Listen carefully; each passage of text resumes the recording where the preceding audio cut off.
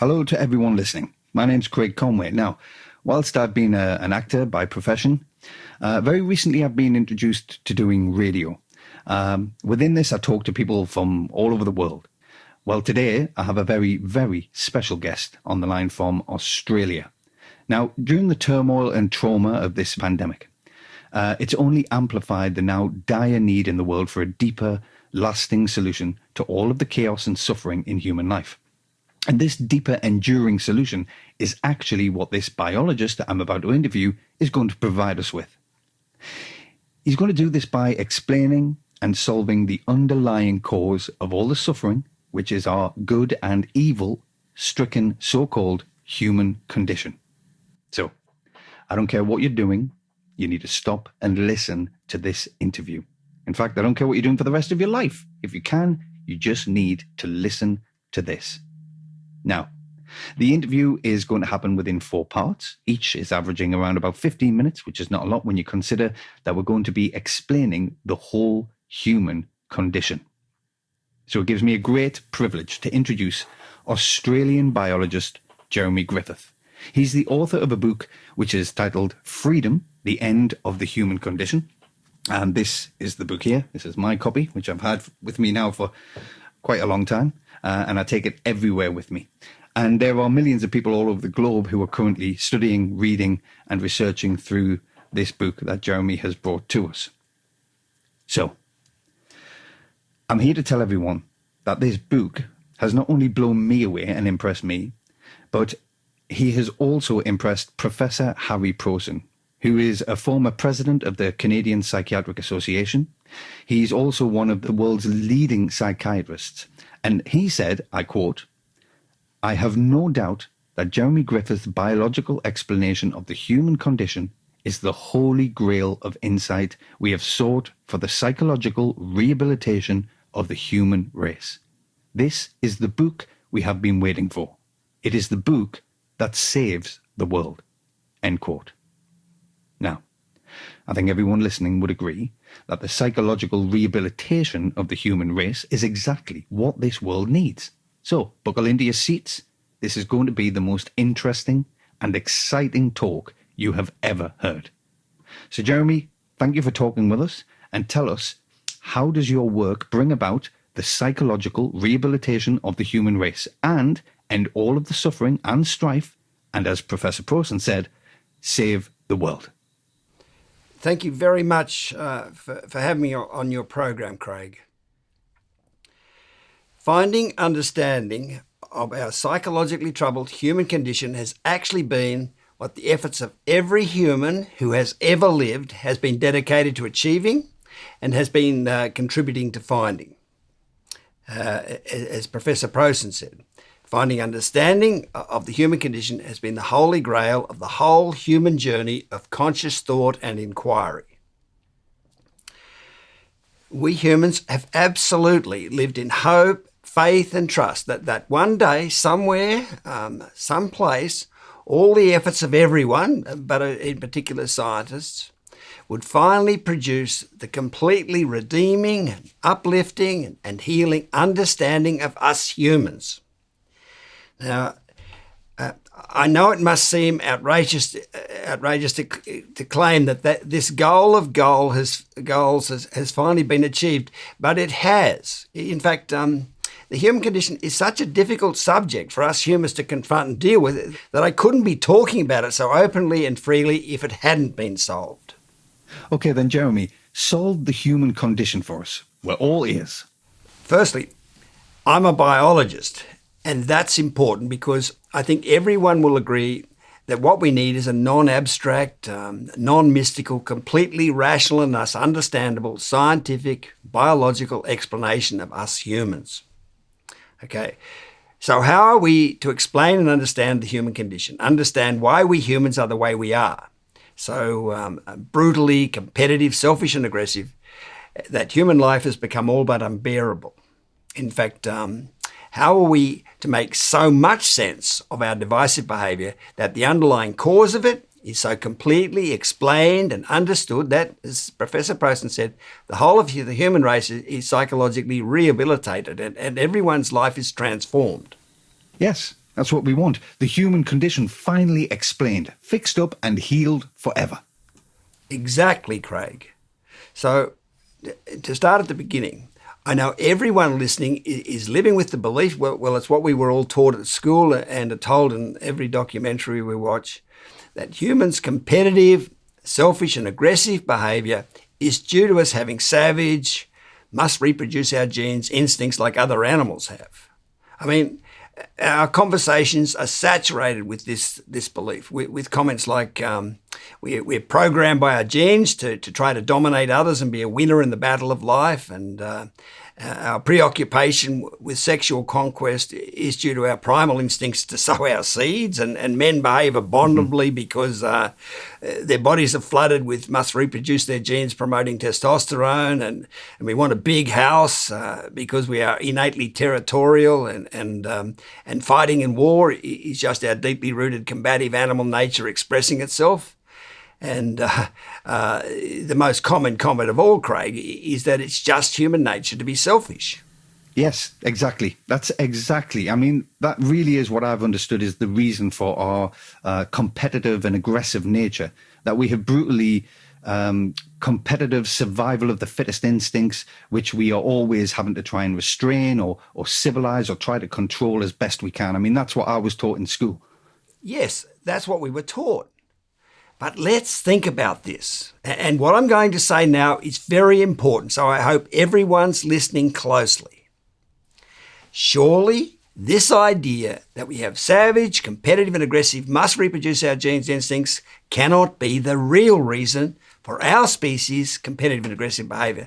Because, after all, words used to describe our human behaviour, such as egocentric, arrogant, inspired, depressed, deluded, pessimistic, optimistic, artificial, hateful, cynical, mean, sadistic, immoral, brilliant, guilt-ridden, evil, psychotic, neurotic, alienated, all recognise the involvement of our species' fully conscious thinking mind.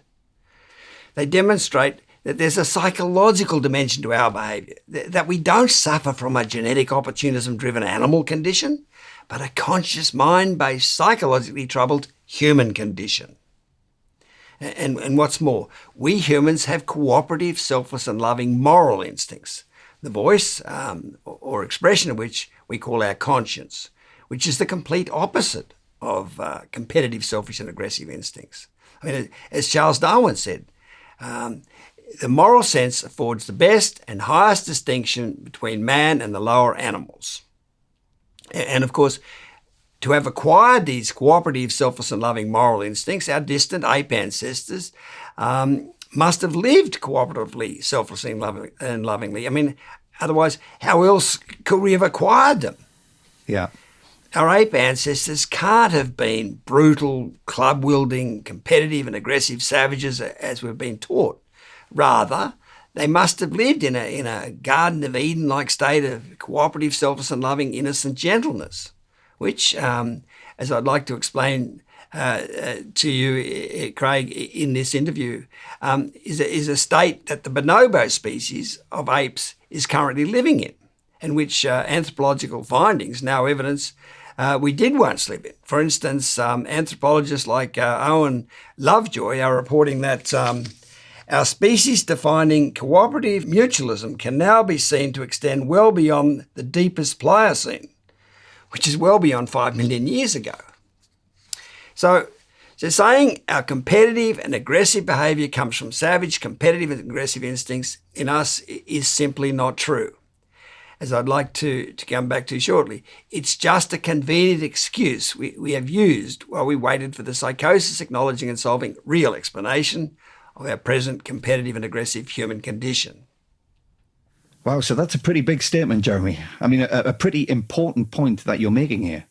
You're saying that our competitive and aggressive behaviour is not due to the must produce our genes instincts like the other animals, but is due to a conscious mind-based, psychologically troubled condition, yes? Yes.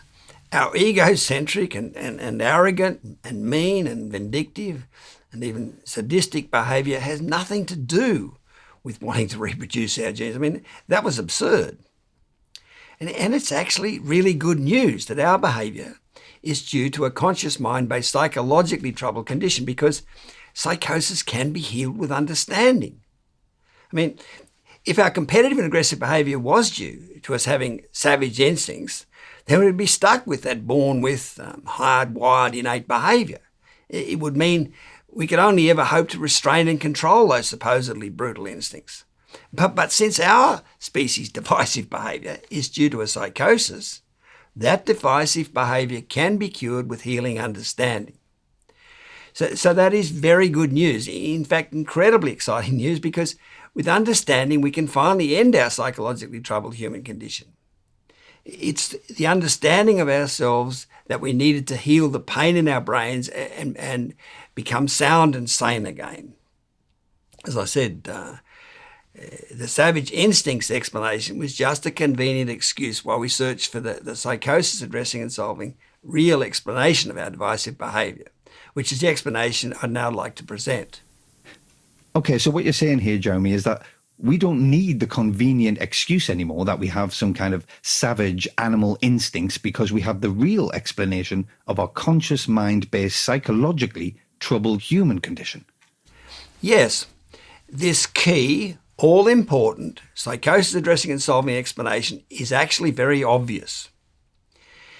If we think about it, if an animal was to become fully conscious, like we humans became, then that animal's new self-managing, understanding-based conscious mind would surely have to challenge its pre-existing instinctive orientations to the world, wouldn't it? I mean, a battle would have to break out between the emerging conscious mind that operates from a basis of understanding cause and effect, and the non-understanding instincts that have always controlled and dictated how that animal behaves. Yep, that makes sense, Jeremy. So what happened, though, when this animal became conscious and its whole life turned into a psychologically distressed mess? Well, the easiest way to see what happened is to imagine the predicament faced by an animal whose life had always been controlled by its instincts suddenly developing a conscious mind, because if we do that, we'll very quickly see how that animal would develop a psychologically troubled, competitive and aggressive condition like we suffer from. Yeah.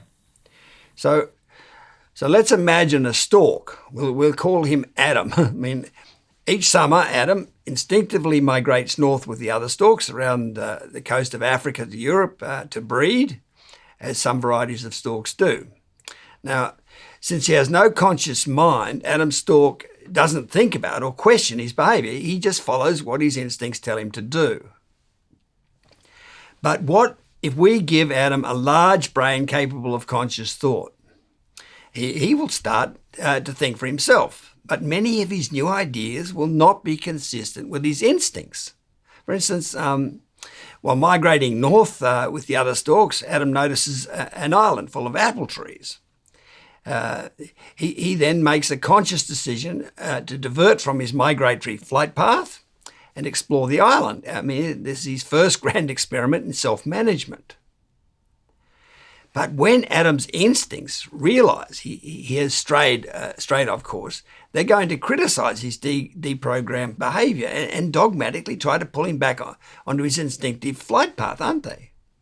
In effect, they're going to condemn him as being bad. So imagine the turmoil Adam will experience. He can't go back to simply following his instincts.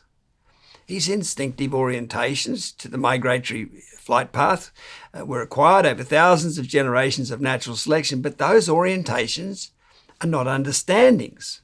And since his conscious mind requires understanding, which it can only get through experimentation, inevitably a war will break out with his instincts. Now, ideally at this point, Adam's conscious mind would sit down, as it were, and explain to his instincts why he's defying them. He would explain that the gene-based natural selection process only gives species instinctive orientations to the world, where his nerve-based conscious mind, which is able to make sense of cause and effect, needs understanding of the world to operate. But of course, Adam doesn't have this self-understanding. He's only just begun his search for knowledge. In fact, he's not even aware what the problem actually is. He simply started to feel that he's bad, even evil. Okay, so what you're saying is a war has broken out between his conscious mind and his instincts, which he can't explain, and it's left him feeling bad, or that he is bad in some way, or even evil. So what happens then? Well, tragically, while searching for understanding, we can see that three things are unavoidably going to happen. Adam is going to defensively retaliate against the implied criticism from his instincts. He's going to desperately seek out any reinforcement he can find to relieve himself of the negative feelings. And he's going to try to deny the criticism and block it out of his mind. So he's going to become angry, egocentric and alienated, which is the psychological upset state we call the human condition, because it was us humans who developed a conscious mind and became psychologically upset. And I should say that upset is the right word for our condition, because while we're not evil or bad, we are definitely psychologically upset from having to participate in humanity's heroic search for knowledge. I mean, corrupted and fallen have been used to describe our condition, but they have a sort of negative connotation that we can now appreciate it's not deserved. So upset's the better word. Okay, so Adam's intellect or ego, ego being just another word for the intellect, since the dictionary defines ego as the conscious thinking self. So Adam's ego became centered or focused on the need to justify itself. Adam became egocentric. Selfishly, preoccupied, aggressively competing for opportunities to prove he's good and not bad, to validate his worth, to get a win, to essentially eke out any positive reinforcement that would bring him some relief from his criticising instincts. He unavoidably became self-preoccupied or selfish and aggressive and competitive. Okay, so our selfish, competitive and aggressive behaviour is not due to savage instincts, but to a psychologically upset state or condition. Mm-hmm. So basically, suffering psychological upset was the price we conscious humans had to be prepared to pay for our heroic search for understanding. In the words of the song The Impossible Dream from the musical The Man of La Mancha, we had to be prepared to march into hell for a heavenly cause. We had to lose ourselves to find ourselves. We had to suffer becoming angry, alienated and egocentric until we found sufficient knowledge to explain ourselves. Wow, Jeremy. I mean, this is just fascinating. So Adam Stork, we humans, developed a conscious mind and unavoidably started warring with our own instincts, an upsetting war which, well, could only end when we could explain and understand why we had to defy our instincts, which is the understanding that you have just supplied, yes?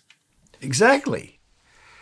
Remember, Adam Stork became defensively angry, egocentric and alienated because he couldn't explain why he was defying his instincts. So now that we can explain why, those defensive behaviours are no longer needed and can end. So that's basically all there is to explain. That's the biological explanation of the human condition that so explains us that, as Professor Prosen said, it brings about the psychological rehabilitation of the human race. Yeah. It's such a simple story, but so far-reaching in its ramifications. I mean, it is world-changing, is what it is, because it truly enables the psychological rehabilitation of the human race. I mean, that is just wonderful. Okay, I'm speaking with Australian biologist Jeremy Griffith.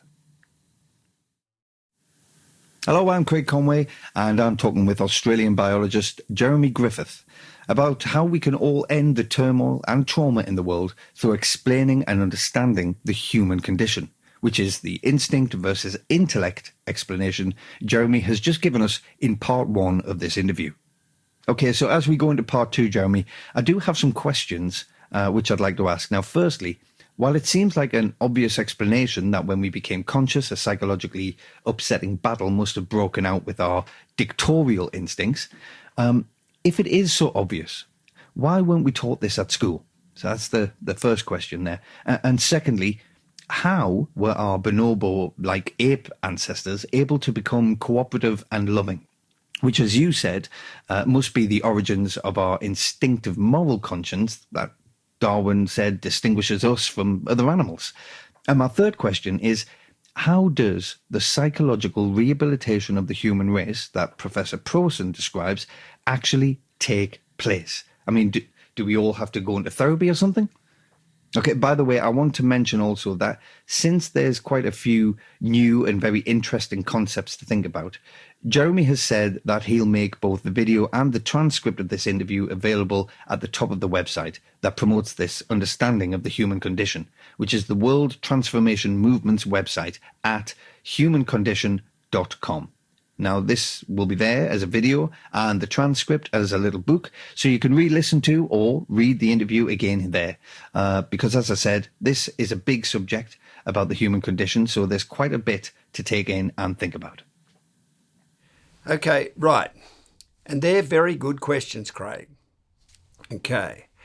So to begin with your first question, which is that if this instinct versus intellect explanation is so obvious, why haven't we been taught it at school?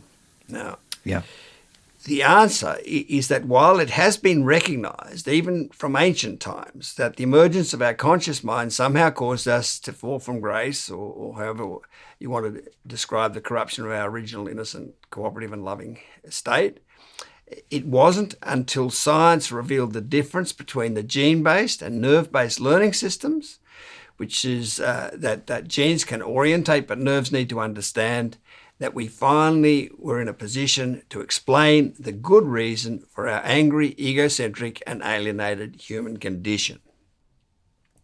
I mean, the biblical story of Adam and Eve in the Garden of Eden that Moses wrote so long ago in about 1500 BC actually perfectly describes the psychologically upsetting battle that emerged between our instincts and conscious intellect. It says, what does it say? That Adam and Eve, in other words, we humans, took the fruit from the tree of knowledge and were disobedient. In other words, we developed a conscious mind and free will. But in that pre-scientific story, it says Adam and Eve then became evil, perpetrators of sin, because they became angry, egocentric and alienated. And as a result, Moses said they were banished from the Garden of Eden, a state of cooperative and loving innocence. You see, not knowing how naturally selected instincts differ from cause and effect operating consciousness, this story of Adam and Eve becoming conscious could only conclude that the angry, egocentric and alienated condition that emerged when we became conscious was a bad, evil, sinful state.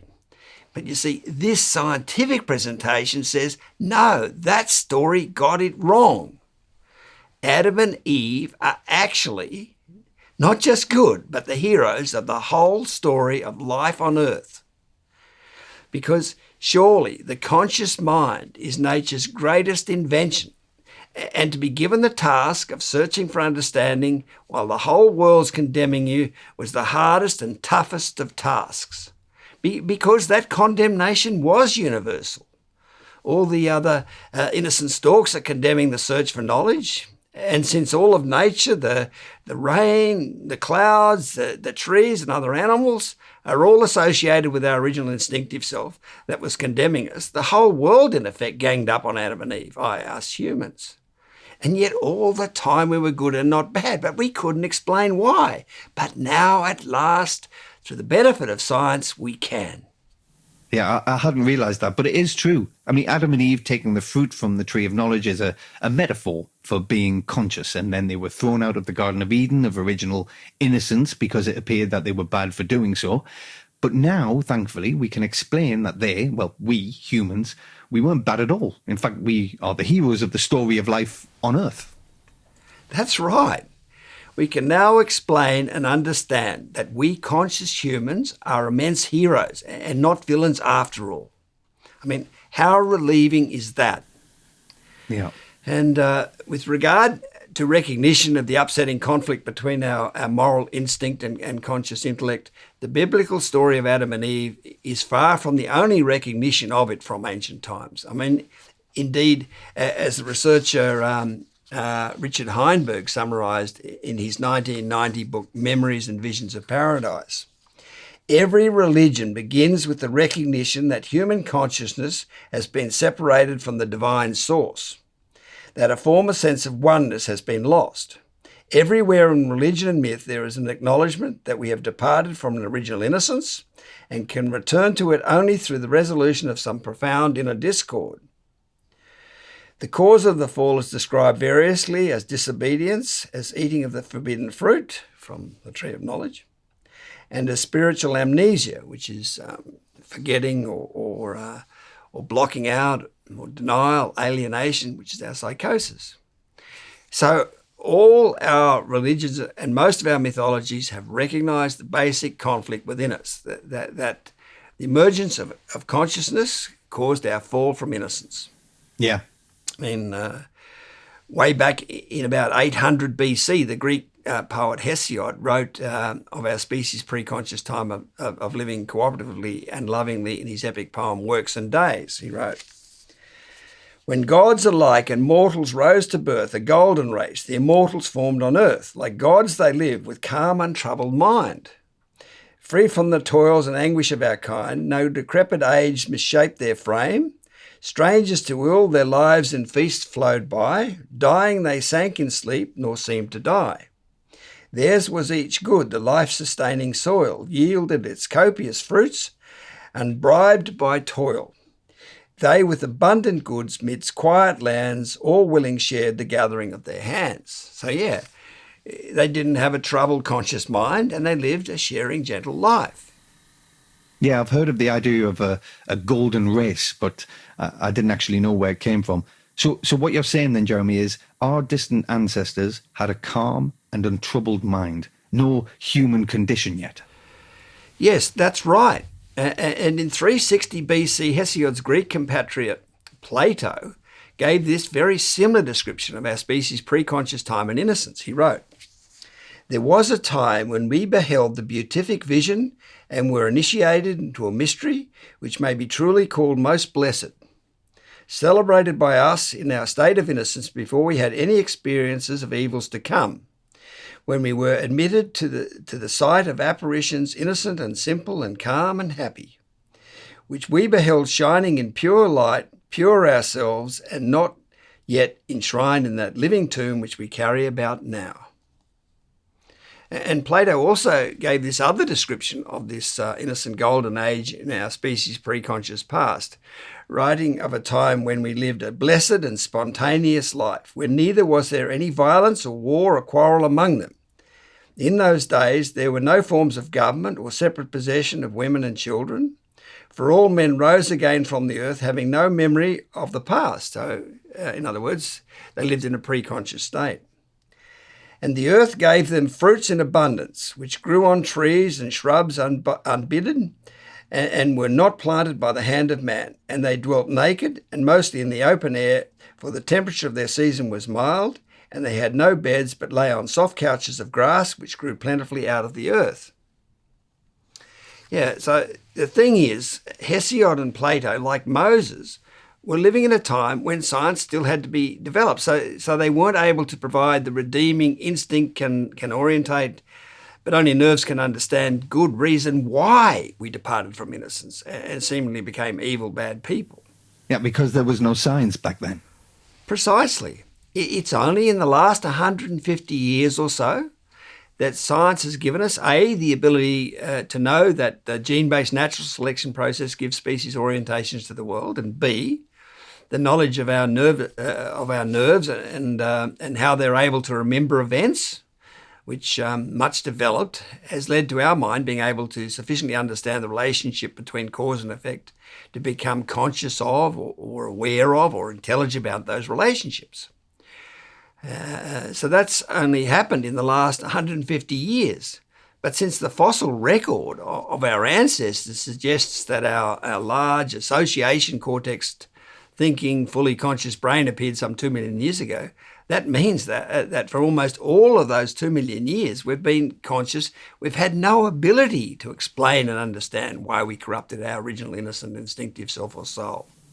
Mm-hmm. And without that redeeming explanation, the only way we could cope with the astronomical guilt of having destroyed Eden has been to deny we ever lived in a cooperative and loving innocent state.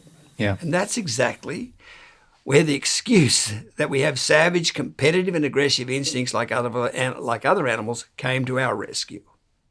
I mean, as false as it is, it's been an absolutely brilliant excuse, because instead of our instincts being all loving and thus unbearably condemning of our present non-loving state, they are made out to be vicious and brutal, must reproduce your genes instincts like other animals. And instead of our conscious mind being the instinct-defying cause of our corruption, it was made out to be the blameless mediating hero that had to step in and control those supposed vicious instincts within us. And any of those who dared to admit the truth of our cooperative and loving past, like Hesiod and Plato, were just dismissed as deluded romantics.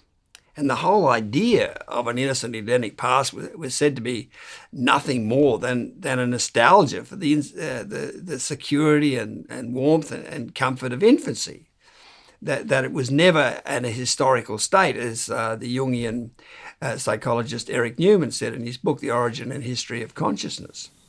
Yeah, and we couldn't face the truth that we had turned utopia into dystopia, into a dreadful place of conflict and suffering, yes? That's right, Craig.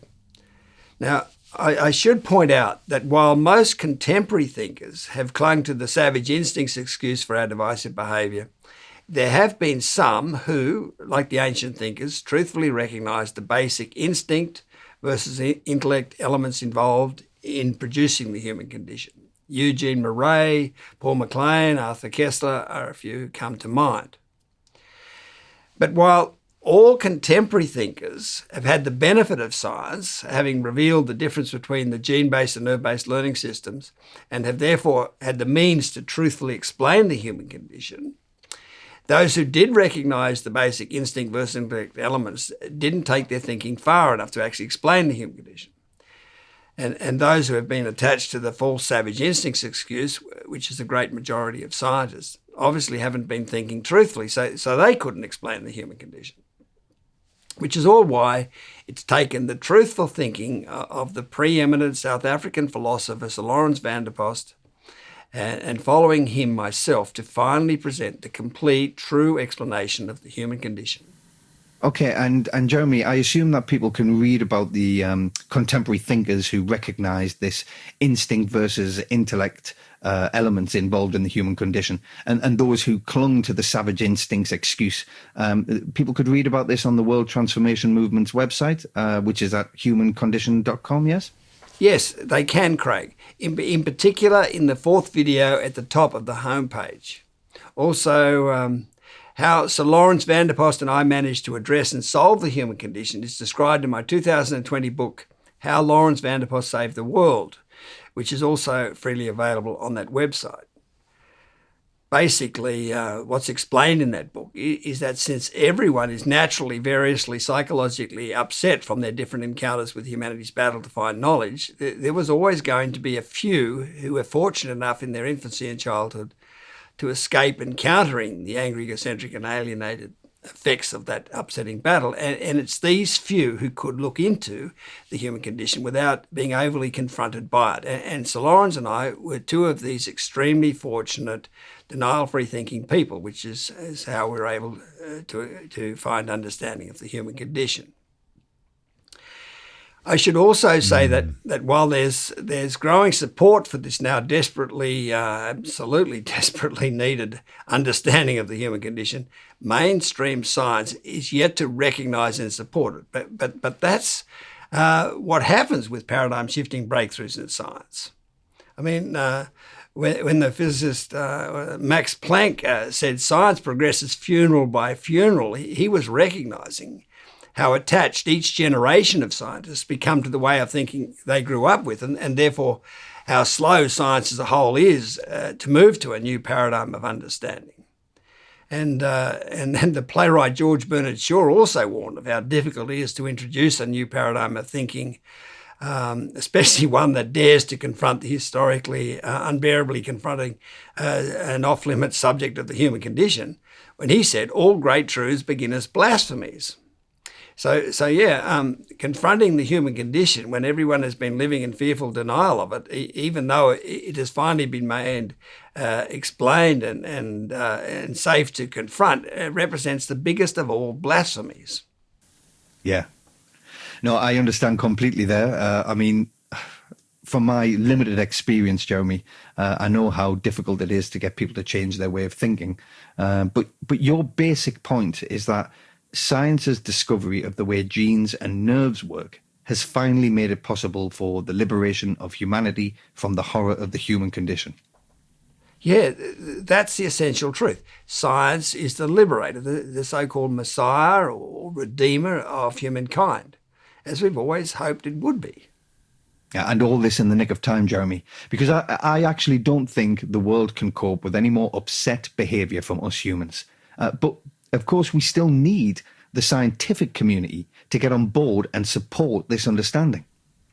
Absolutely.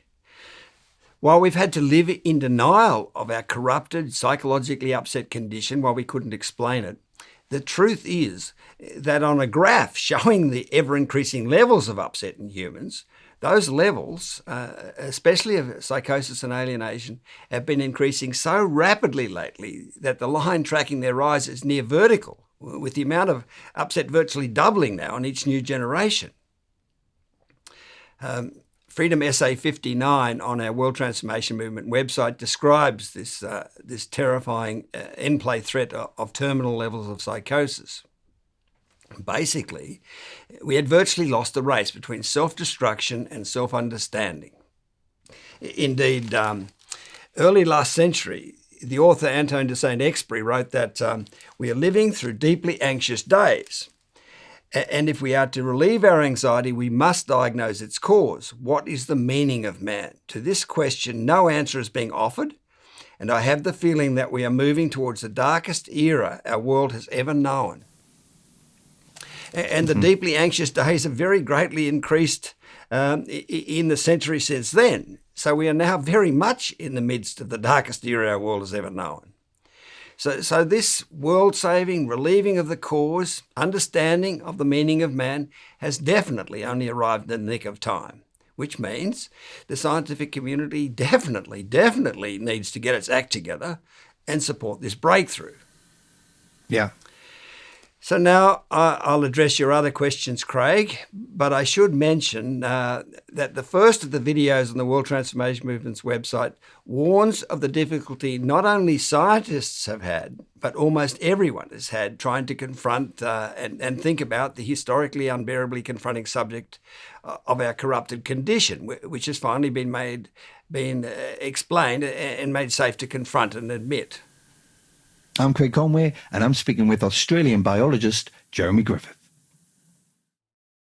We're continuing our important conversation with Australian biologist Jeremy Griffith, who's been explaining the human condition and how understanding it can end all the trauma and suffering in the world. And boy, don't we need that. So, in part one, Jeremy explained that we, conscious humans, became angry, egocentric and alienated because we couldn't explain why we had to defy our instincts. But now that we can explain this and understand ourselves, those defensive ways of coping are no longer needed and the human race is psychologically rehabilitated. In part two, Jeremy explained that the reason we had to use the dishonest, savage instinct excuse is because science had to find understanding of the way genes and nerves work. That genes can orientate a species, but nerves are needed to understand cause and effect.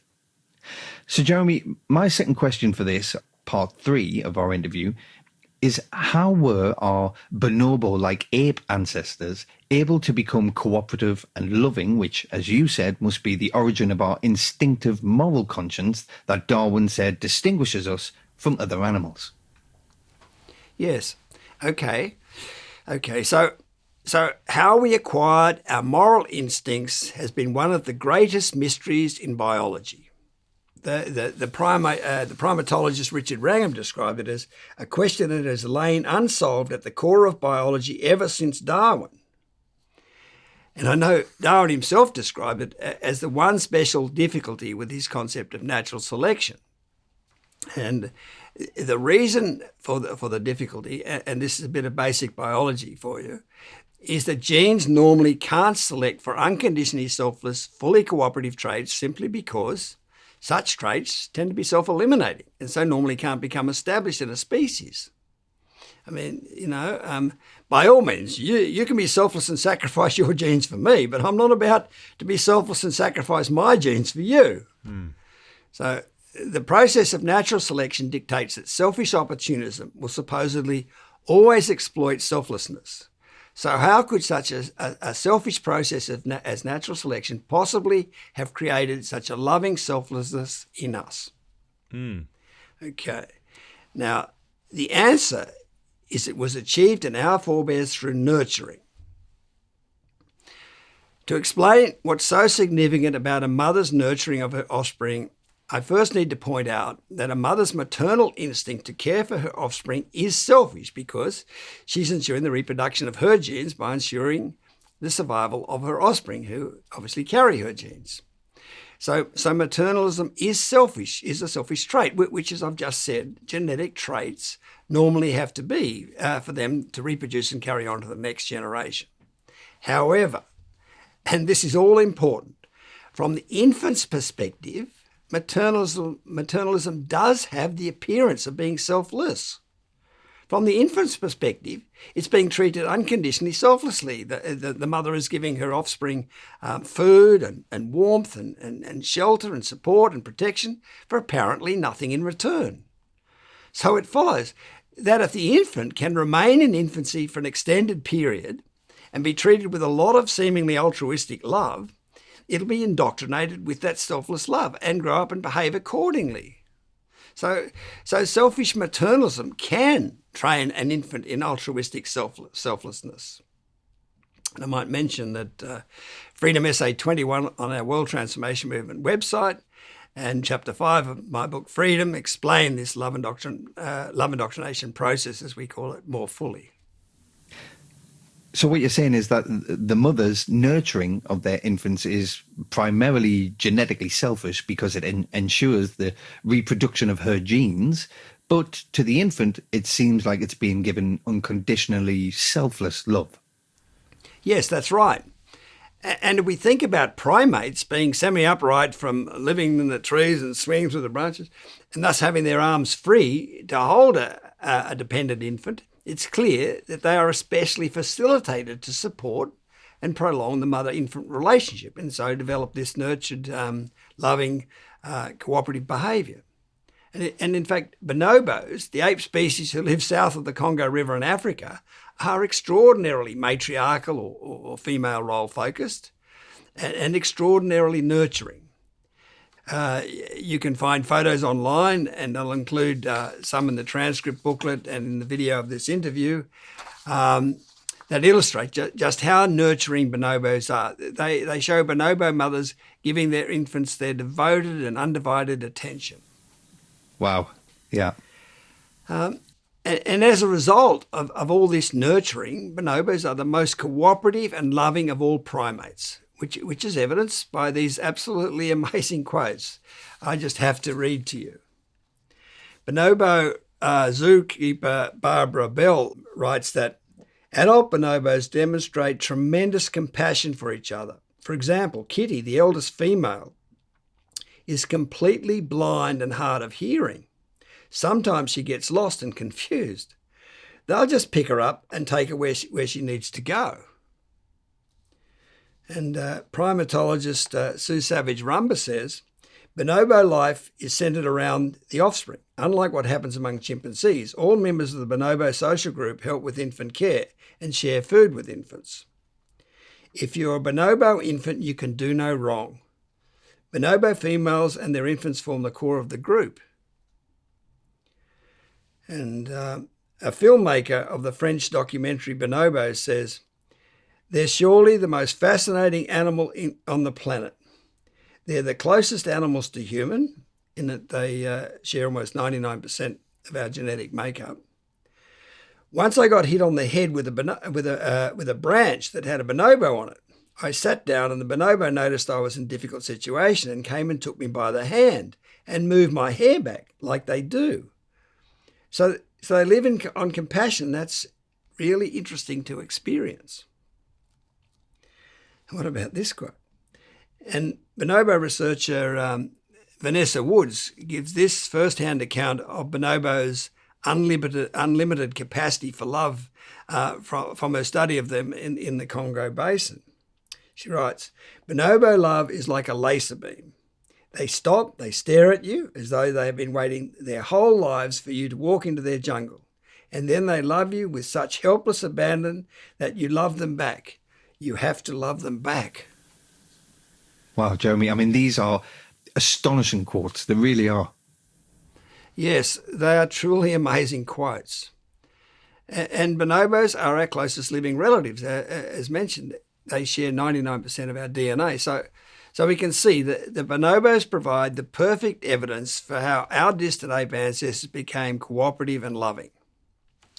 I have another picture here of a group of bonobos resting in a grassy glade, which I'll also put in the transcript booklet. And it's perfectly equates with the description I mentioned earlier that Plato gave about what life was like for humans back in the golden age of nurtured togetherness. Plato said, and they dwelt naked and mostly in the open air, for the temperature of their season was mild. And they had no beds, but lay on soft couches of grass, which grew plentifully out of the earth. So there's the grass and there's the bonobos. Clearly, we have perfect instinctive memory, if we don't choose to deny it, of what life was like before the fall, because Plato didn't know about the existence of bonobos, and yet knew exactly what our bonobo-like bonobo-like life was before the fall was like. Yeah. Now, this quote is a bit long, but it's such a wonderful intuitive remembrance of our species' bonobo-like time in an alienation-free, all-sensitive and all-loving state of innocence that I just have to read it out. It's from the great Russian novelist Fyodor Dostoevsky. He wrote of a time when the grass glowed with bright and fragrant flowers, birds were flying in the air, and perched fearlessly on my shoulders and arms and joyfully struck me with their darling wings. And at last I saw and knew the people of this happy land. They came to me of themselves, surrounded me, kissed me. The children of the sun, the children of their son. Oh, how beautiful they were. Their faces were radiant. In their words and voices there was a note of childlike joy. It was the earth untarnished by the fall. On it lived people who had not yet sinned. They desired nothing and were at peace. They did not aspire to knowledge of life as we aspire to understand it, because their life was full. But their knowledge was higher and deeper than ours. But I could not understand their knowledge. They showed me their trees, and I could not understand their intense love with which they looked at them. It was as though they were talking with creatures like themselves, and I'm convinced that the trees understood them. They looked at all of nature like that, at the animals who lived in peace with them and did not attack them, but loved them, conquered by their love. There was no quarrelling, no jealousy among them, for they all made up one family. I mean, this description of being conquered by their love is so like the description just given by the bonobo researcher Vanessa Woods, isn't it? When she said, bonobos love you with such helpless abandon that you have to love them back. You have to love them back. Again, we see how accurate our memory is, if we don't deny it, of what life was like before the fall. I mean, that quote is so wonderful. It's just amazing. Thank you, Jeremy. I'm glad you read it out. This nurturing explanation of our moral instincts seems reasonably obvious and evidenced by those quotes about bonobo behavior and also by the photographs of the bonobos. So why haven't I heard about this until now, until you brought this information to me? Well, just like the obvious truth that our species once lived cooperatively and lovingly, this truth that we acquired our moral instincts through nurturing has been an unbearable truth while we couldn't explain why we humans became angry, egocentric and alienated, and as a result lost the ability to adequately nurture our offspring with unconditional love. The truth of our species, Edenic, all-loving and all-sensitive, innocent past, and the truth that our nurturing is what made us human, have both been impossible truths to accept while we couldn't truthfully explain our present immensely corrupted human condition, explain why our species lost the ability to fully nurture its offspring. I mean, as it's been observed, parents would rather admit to being an axe murderer than a bad mother or father. Now, in fact, this reasonably obvious nurturing explanation for our moral conscience was first put forward by the American philosopher John Fiske in his book Outlines of Cosmic Philosophy, which I think was published in 1874, which is only a few years after Darwin published his theory of natural selection. And at the time, Fiske's explanation was actually recognised as being, and I quote, far more important than Darwin's principle of natural selection, and one of the most beautiful contributions ever made to the evolution of man. And Darwin himself went so far as to write to Fiske saying, I never in my life read so lucid and an expositor, and therefore thinker as you are. But again, while we couldn't explain our loss of ability to adequately nurture our offspring, this far more important insight than Darwin's principle of natural selection was let die and eventually just disappeared from the biological discourse. I might point out that these are all fairly obvious and simple explanations. That one, Darwin's natural selection explanation for the variety of species. Two, Fiske's and my nurturing explanation for our moral instincts. Three, the instinct versus intellect explanation that I've given for the human condition. And there's also four, the explanation I give in Chapter 7 of Freedom for how we humans became fully conscious when other species haven't. And there's also five, the negative entropy-driven integrative meaning of existence, which we have personified as God, that is explained in Chapter 4 of Freedom. And I should say, together, these are the five main questions science has had to answer about our world and place in it. So yes, these are all reasonably obvious, straightforward, simple explanations that bear out biologist Alan Savory's observation that whenever there's been a major insoluble problem for mankind, the answer, when finally found, has always been very simple. As Freedom makes clear, having to live in denial of the human condition has blocked our access to so many reasonably obvious truths. Thanks, Jeremy. This is really amazing to learn about how science has denied our species cooperative and loving heritage and the nurtured origins of that cooperative and loving soul. But it all really does make sense. I mean, we certainly needed the defence for our corrupted condition before we could face the truth about it, I guess. Anyway, I am speaking with Australian biologist Jeremy Griffith. Hello and welcome back to part 4 of the interview. I'm Craig Conway and I'm here with Jeremy Griffith, the biologist who has just explained how humans acquired our moral instincts. This is an absolutely remarkable interview. So continuing on, Jeremy, what about my third question for this final part 4 of the interview, which is, how does the psychological rehabilitation of the human race that this understanding gives us actually take place? Now, do we all need to go into therapy or something? Well, what this real and actually very obvious instinct versus intellect explanation of the human condition fundamentally does is lift the burden of guilt from the human race. It establishes that we humans are good and not bad after all. While we're all inevitably variously angry, egocentric and alienated from our different encounters with humanity's heroic battle to find knowledge, ultimately self-knowledge, understanding of our corrupted condition, we can now know that every human is fundamentally good.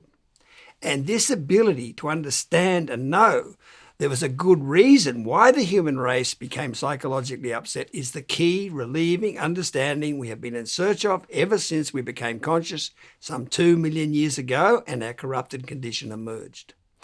I mean, that is the key relief for our mind. Being finally able to understand that we are good and not bad is what brings us the greatest psychological relief of all.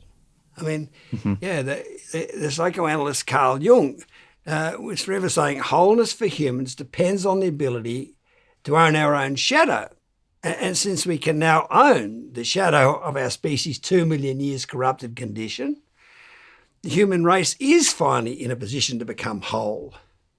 I mean, the word psychosis literally means soul illness, and psychiatry literally means soul healing, derived as they are from psyche, meaning soul, and osis, meaning abnormal state, and iatreo, which means healing.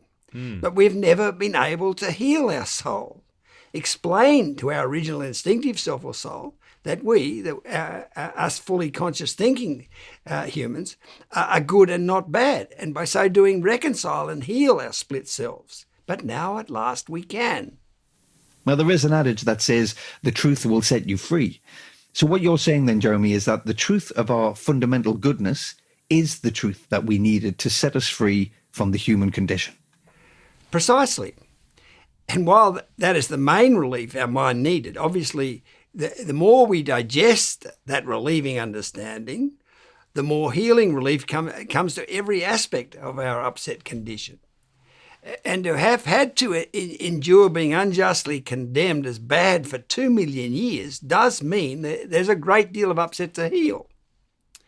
I mean, to appreciate how much upset exists in us humans now, imagine living for just one day with the injustice of being condemned as bad, even evil, when you intuitively knew but were unable to explain that you were actually the complete opposite of evil. Namely, truly wonderful, good and meaningful. In fact, not just good, but the hero of the story of life on earth. You would be hurt to the core and furious, wouldn't you? Now, extrapolate that experience over 2 million years, and we can begin to appreciate just how much volcanic frustration and anger must now exist within us humans. I mean, while we have learnt to significantly restrain and conceal, we call it civilise, the phenomenal amount of upset within us, under the surface, we must all be boiling with rage. And sometimes, when our restraint can no longer find a way to contain it, that anger must express itself. Hence our capacity for shocking acts of cruelty and sadism, hate, murder and war. Yeah. And no wonder we have led such an evasive, denial-practicing, lying, avoiding any criticism, escapist, alienated, superficial and artificial, greedy, egocentric, power, fame, fortune and glory-seeking existence. We've had to smother ourselves with material glory while we lack the spiritual glory of compassionate understanding of ourselves. So there's an enormous amount of upset to subside and heal in us humans. And that will obviously take time. In fact, we have to expect that will take a number of generations to completely be ameliorated. But the good news, and this is very important, is that while it'll take a number of generations to heal all the upset in us humans, everyone can immediately live free of their upset. Now, the reason we can live free of it is that while we lack the real defense and reinforcement of understanding of our corrupted condition, we absolutely needed the artificial defenses and reinforcements of attacking any criticism of our corrupted condition, of denying and blocking it out, and of finding any positive reinforcement we could. Our anger, alienation, egocentricity are what sustained us. But now that we have the real defense and reinforcement of our fundamental goodness, all those artificial defenses and reinforcements are obsoleted. They're no longer needed. In fact, to continue using the old artificial defenses of retaliation and denial and and the search for relieving power, fame, fortune, and glory, when our fundamental goodness has been established, is not only clearly pointless, but also unnecessarily destructive of ourselves and everyone around us and of our planet. That way of living is now completely obsoleted, finished with. That makes total sense. I mean, our artificial ways of reinforcing ourselves are obsoleted by the real reinforcement of ourselves. One way of living ends, a new one begins, free from the human condition. Whew, thank God for that. That's for sure. Basically, now that our corrupted condition is finally truthfully explained, honesty replaces denial and the world heals. I mean, bullshit, which is our everyday word for all the dishonest denial that's been going on, protected us from all the truths about our corrupt condition that we couldn't properly explain. But it was destroying the world, and it now stops. Yeah. And with this end of lying in mind, there's one more thing I should explain, which is that socialism, the New Age movement, and the politically correct movement, and all the other idealistic movements were actually all false starts to a human condition free world, because the upsetting battle to find knowledge, ultimately self-knowledge, the psychologically relieving understanding of why we're good and not bad, still had to be completed. In fact, while dogmatically insisting that everyone should be cooperative and loving, could make you feel that you were doing good and be superficially, psychologically very relieving, such insistence on ideal behaviour denied people the freedom they needed to be able to continue the all-important upsetting search for knowledge. I mean, these movements were pseudo-idealistic movements that stifled and oppressed the search for the understanding of our corrupted condition that was actually needed to free us from that state. They were regressive, not progressive, as they deluded themselves they were.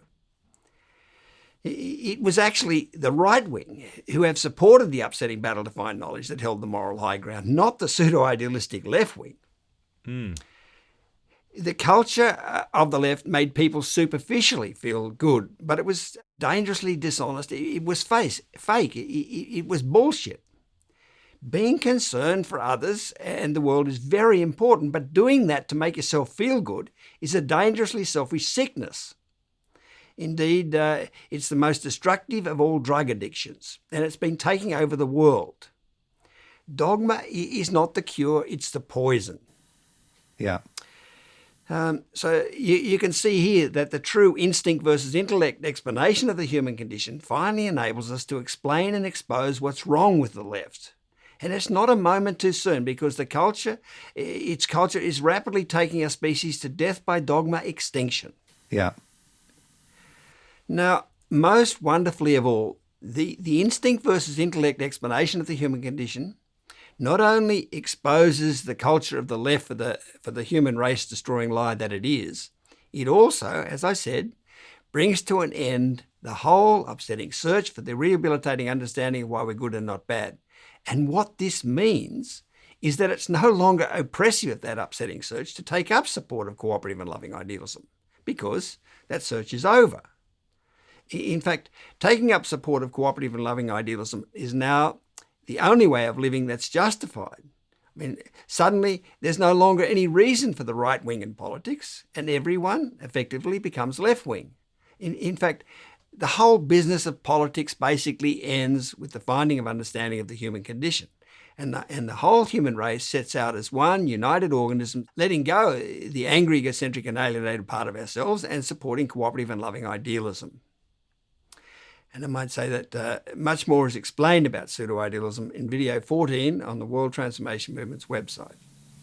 Yeah, I mean, ending the polarised world of politics will certainly be one of the biggest reliefs imaginable. Absolutely, Craig. It'll be a massive relief. So that's how the whole world suddenly, immediately changes from a psychologically embattled, angry, egocentric and alienated state to a world where everyone has decided to abandon their still to be healed, competitive and aggressive behaviour and takes up support of a cooperative and loving existence. So finding understanding of the human condition brings to an end the insecure, upset, artificial, reinforcement dependent angry, egocentric, and alienated world. A new human condition resolved, cooperative, selfless, and loving world now emerges. Light comes streaming into the dark, cave-like world of denial that we've been living in, and it will all be like waking up from a nightmare. Basically, with the ability to understand ourselves, we can return to our original cooperative and loving state, but this time fully conscious.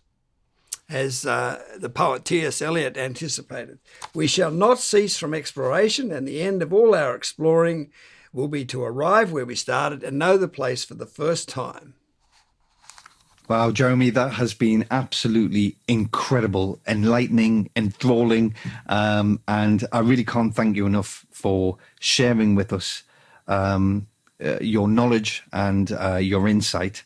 To think about the human race being transformed just in the nick of time is, I think, what everybody out there who has listened to this will be hoping for. And your book, Freedom, again, will be available on humancondition.com for everybody to access and to get. And it's free on there as well. So please follow this interview up, listen to this interview again and again.